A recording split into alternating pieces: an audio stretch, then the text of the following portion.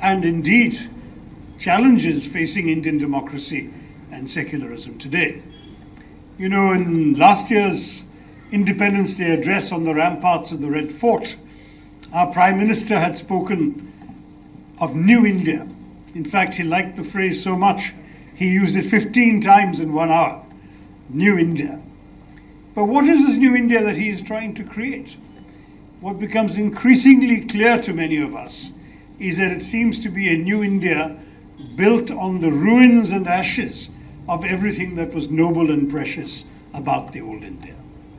One of those issues, most definitely, is the transformation of the ethos of our country. You know, when we have looked back on the 70 years of India's independence, we have always seen our country as a land for everybody. When Pakistan was created in 1947, because of a demand for a partition in the name of a particular religious community, India, the country that remained as India, never fell into the trap of accepting the argument that religion can be a determinant of nationhood. The argument that India had always decided to stick by was that as a freedom movement, we had actually fought for the freedom of all Indians, and as an independent country, we would stand for a country of all Indians. And our constitution, written by some of the giants of those days, Dr. Babasaheb Ambedkar as the chairman of the drafting committee, Dr. Rajendra Prasad as the president of the Constituent Assembly, Jawaharlal Nehru, Maulana Azad, many great leaders of our country participated in creating a constitution which embodied the idea that India would be a land of equal rights for all, a land in which, irrespective of your religious or communal background, you had the same rights, the same opportunities as every other citizen. മതമേതായാലും ജാതി ഏതായാലും ഭാഷ ഏതായാലും വേഷം ഏതായാലും ഭക്ഷണം ഏതായാലും നിറം ഏതായാലും ഭാരതീയരാണെങ്കിൽ എല്ലാവർക്കും ഒരേ അവകാശമാണ്. That was the core principle of our democracy for the last 70 years. However, what we have seen since 2014 in our country is a triumphant majoritarianism that has spread a certain idea based on a doctrine that is actually foreign to our constitution, the doctrine of Hindu Rashtra. This doctrine, created by ideologues of the RSS from the 1920s, has a very different conception of the nation of India from the conception reflected in the constitution and the conception followed by our national leaders. In fact, the critique of our constitution by the RSS leadership and the Jansangh leadership was very clear. V.D. Savarkar, the original ideologue who coined the term Hindutva, M.S. Golwalkar, the longest serving Sarsanchalak of the RSS, who headed the RSS from 1940 to 1973 for 33 years, and Deen Dayal Upadhyay, the president of the Jansangh, who is hailed even today by Narendra Modi as the principal ideologue that he believes in. All of them explicitly rejected the Constitution of India. They took the view that the Constitution of India should be discarded. They gave two reasons for this. The first, they said, this is a constitution full of imported Western ideals, written by Anglophone lawyers in the wrong language. And there you can't do much about that, because to some degree that critique is true. It is full of international ideas of life and liberty and freedom and at the same time equality.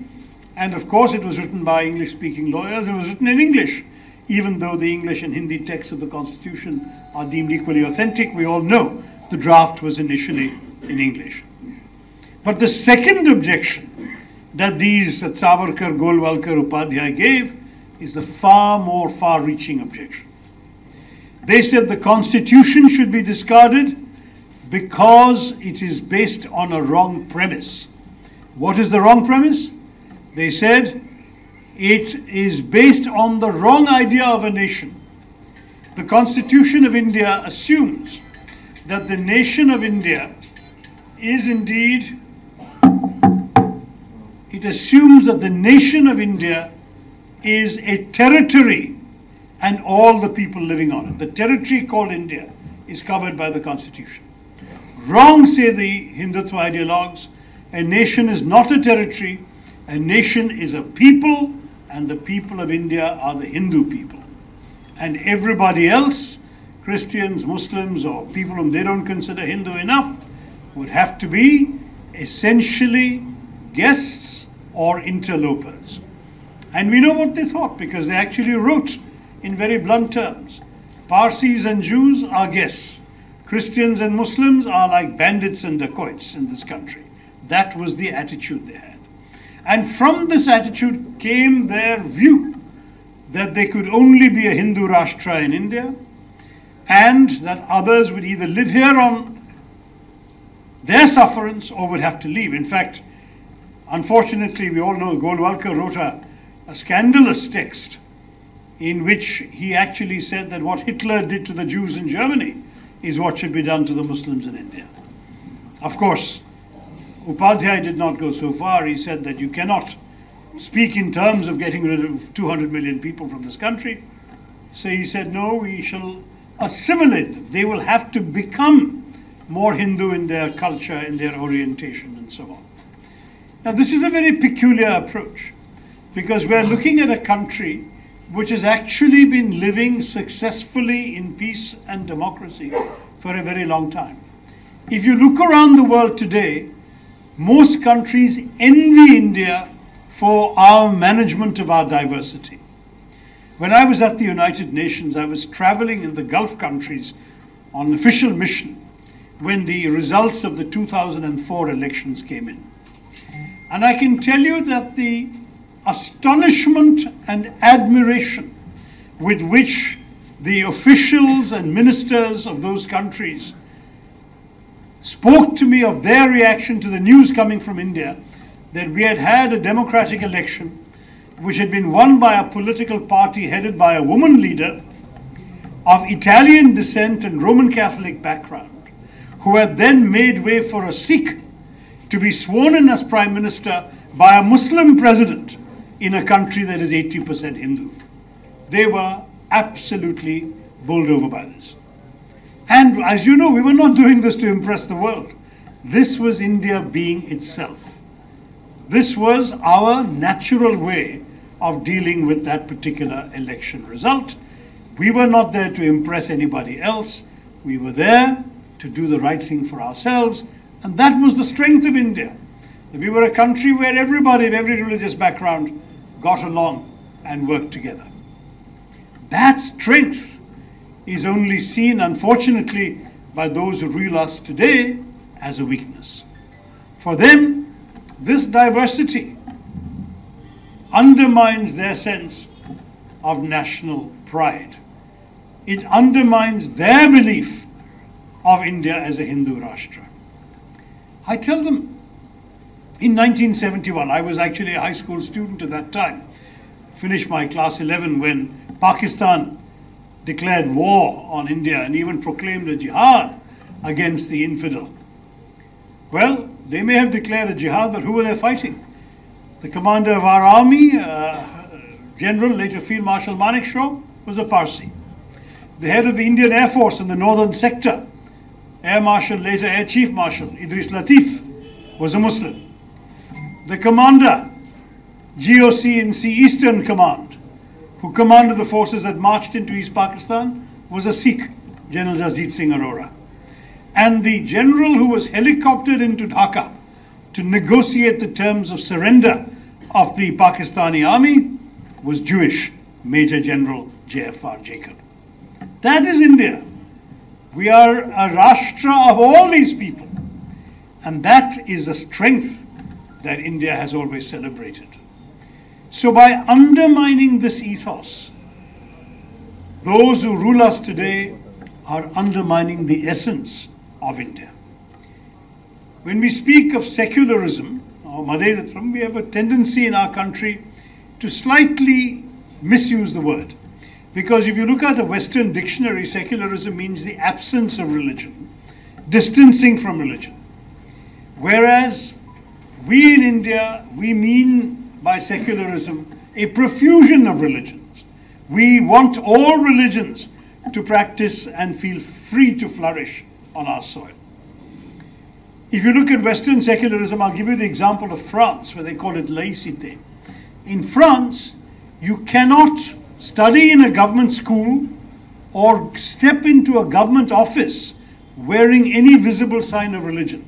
You cannot wear a hijab, you cannot wear a Sikh turban, you cannot have a crucifix or a cross dangling from your neck, you cannot show publicly any sign of religion. That is Western secularism, particularly French secularism. In India, we have the opposite. You see all of this in every government school. Your teacher may be wearing a hijab, your student may be wearing a turban, your other students may be having crosses around their necks. It doesn't matter. They might have caste marks because they had gone to the temple in the morning before coming to school. All is acceptable. No one doesn't really. No one particularly minds, because the whole point is the state does not favor any one religion. All religions are given opportunities to flourish in our country. That has been the great strength of India. Now today what are we seeing? We are seeing a situation where this kind of secularism is being challenged and threatened. They have a very interesting vocabulary to discuss this in Hindi and in Sanskrit. They say that secularism means dharma nirpekshata. And dharma nirpekshata, they say, is impossible for every Hindu because Hindus are supposed to live by dharma. But in fact, they're not correct, because we are actually talking about a profusion of dharma. Let everyone follow their own dharmas.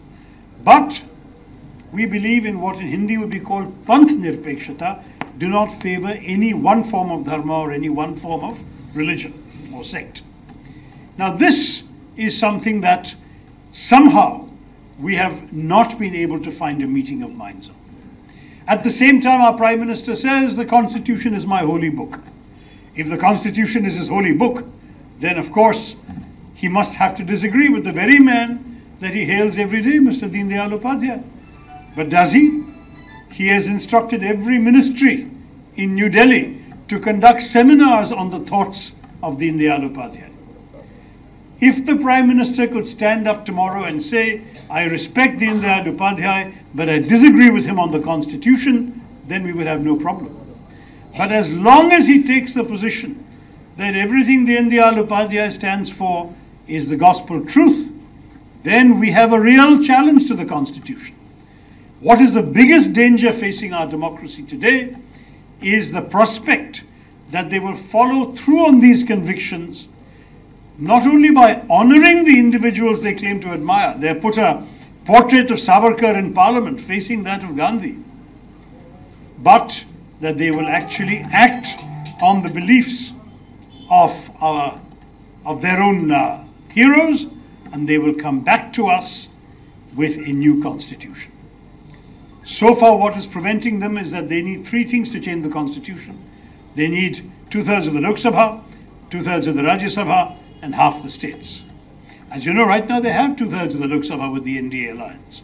They have more than half the states. They control 20 states, and they are in coalition in 2 more out of 29 states. The only thing they don't have now is a majority in the Rajya Sabha. But because they have so many state governments, and the state assemblies elect the Rajya Sabha, you can be sure that within 4 or 5 years, they will have a majority in the Rajya Sabha as well.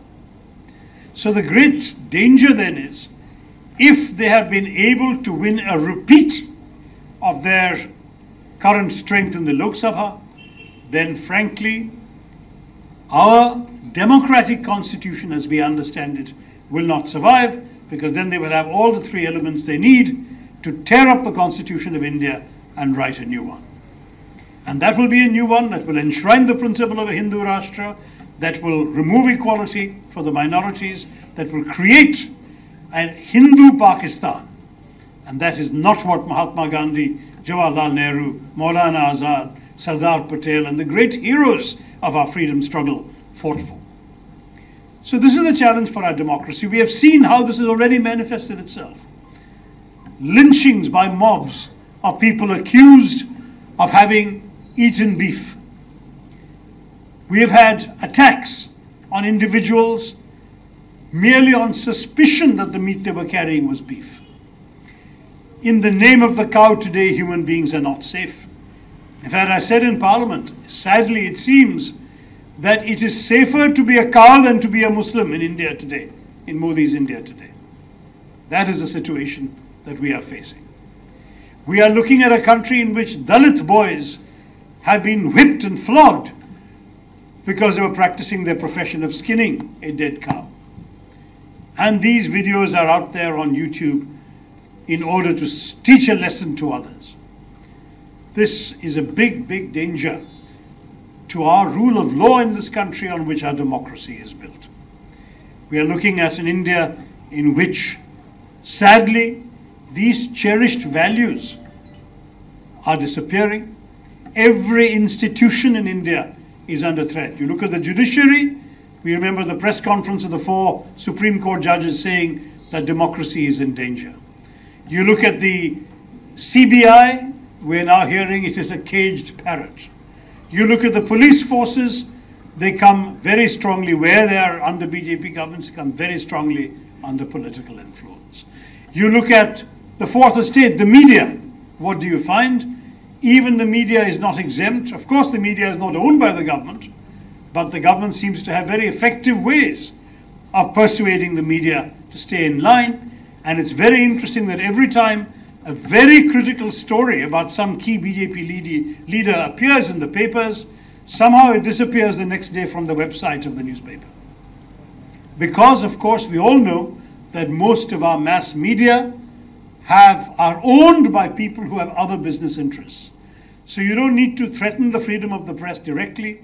You simply have to threaten the business interests or the tax interests of the owners, and that would be the end of the freedoms of the press that they are supposed to be protecting and defending. I say all this to you with a great sense of anguish as well as responsibility. No, we are not a fascist state, as some people on the left have been saying. That is a premature judgment, and by applying hasty labels, we actually undermine the real dangers. Because if you put a hysterical label like fascism, then immediately you are in a position where the rest of your arguments are seen to be exaggerated as well. Everything I've told you is accurate, factually based and researched. There is no exaggeration there. So let us not use extreme language, but let us say that our democracy is vulnerable from the inside. Just last month we had the anniversary of the emergency, the 33rd anniversary of the emergency. And we had every single BJP leader, including the Vice President of India, writing articles and making speeches saying that the Congress party had been a threat to democracy during the emergency, and we must always remember to be vigilant against those who would take away our freedoms. The Congress party, as you know, since those dark days has been a strong force for strength of liberty, of democratic institutions and freedoms. It has been in no way, in any stages of any of the governments it has run, a menace to democracy. So why should the BJP today speak about that? Because by attacking demonizing a particular practice in which indeed a formal emergency was declared, leaders were officially arrested, and as you know, the press was even openly censored. They can say, see, we are not doing any of these things. But what we have today is an undeclared emergency. You don't need to arrest leaders, you can have cases against them. You don't need to actually censor the press directly. You can intimidate their owners. You can co-opt their owners. The result is, without declaring an emergency, you can achieve everything that the emergency had sought to achieve. That is a bigger danger for our democracy. And so it's extremely important when we speak about the challenges to our democracy today that we respect and understand the nature of the problems that face us. Democracy and secularism go together because the equality of our people without distinction of religion, community, caste and creed, is also part of the core strength of our democracy. So we need to preserve secularism, or pluralism as I sometimes prefer to call it, in the same spirit that we want to preserve our democracy. I've already been given the signal that I'm late for my next function, so I'm going to bring this argument to a close. But let me stress once again, all is not lost. We have enough people who believe in democracy. We have enough people in this country who will stand up for our rights. We have an election coming up which we hope will be completely free and fair, and the public of India will have an opportunity to rectify its own convictions at the ballot box. Let us today stand up for our democracy that is under threat. Let us stand up for our secularism and our pluralist way of life that has been directly attacked and menaced. Let us defend our constitution, which protects our democracy and our rights. Let us work to creating a different kind of new India from the new India that the Prime Minister has been speaking about. Let us create a new India that preserves the great strengths of the old India, but looks forward to a brighter future for all our people. Thank you very much. Jai Hind.